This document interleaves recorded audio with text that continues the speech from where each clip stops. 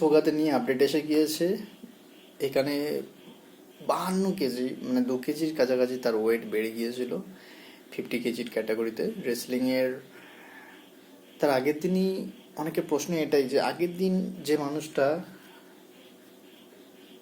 50 কেজির নিচে ছিল, সে মানুষটা কি করে আজকের হঠাৎ 2 কেজি 2.5 কেজি বেড়ে যাচ্ছে। প্রশ্ন দেখেন, যে মানুষটা 50 কেজি ক্যাটাগরিতে খেললো, ইভেন আফটার দ্য অ্যাপ্রুভালের পরে যখন সে খেললো, তখন এক রাতারাতি কীভাবে তার ওয়েট বেড়ে গেল। অ্যাকচুয়ালি ভিনেস ফোগাতের ওয়েট 53 কেজির কাছাকাছি, কিন্তু আগের দিন 2 দিন সময় ছিল যে তার, সে সেমিফাইনালে আগে 2 দিন সময় ছিল যে সে তার ওয়েট কমিয়েছিল। 53 থেকে নামিয়ে 2 কেজি কমিয়ে 49.9-এর দিকে এরকম, মানে 52 পয়েন্ট সামথিং এরকম কিছু ছিল। তো সে জায়গাতে 49.9-এ নিয়ে যায়, 2 কেজির আরও বেশি। তো ওখানে নামিয়ে 49.9 কেজিতে গিয়ে ও সেমিফাইনাল খেলে। কিন্তু সেমিফাইনাল খেলার পরে যেহেতু কমিয়েছিল তার আগে, তাহলে তো সে তো অবভিয়াসলি অনেক অনেক এক্সারসাইজ করেছে, অনেক স্কেটিং নাকি বলে, স্কেটিং যেটা বলে, তারপরে যেগুলো আমাদের স্কিপিং, তারপরে বিভিন্ন রকমের খাওয়া দাওয়া ছেড়ে দেওয়া, ইভেন জল খাওয়া ছেড়ে দেওয়া।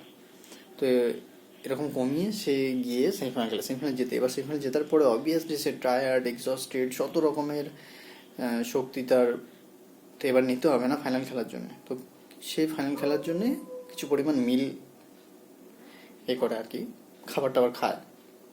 তারপর খাওয়ার পরে দেখছে যে অলরেডি 52 কেজির কাছাকাছি চলে গিয়েছে। তো সঙ্গে সঙ্গে সারা রাত কিন্তু ও কোনো প্রকার জলে হাত দেয়নি, স্কিপিং এটা ওটা সব কিছুভাবে ট্রাই করেছে কোচেরা মিলে, বাট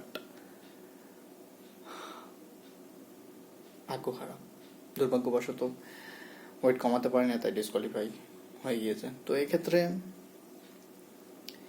একটাই এখন বলা যেতে পারে যে অলরেডি ও আমাদের কাছে চ্যাম্পিয়ন, অলরেডি ও মেডেল উইনার আমাদের কাছে, যেরকমভাবে ও পারফরমেন্স করে এসছে।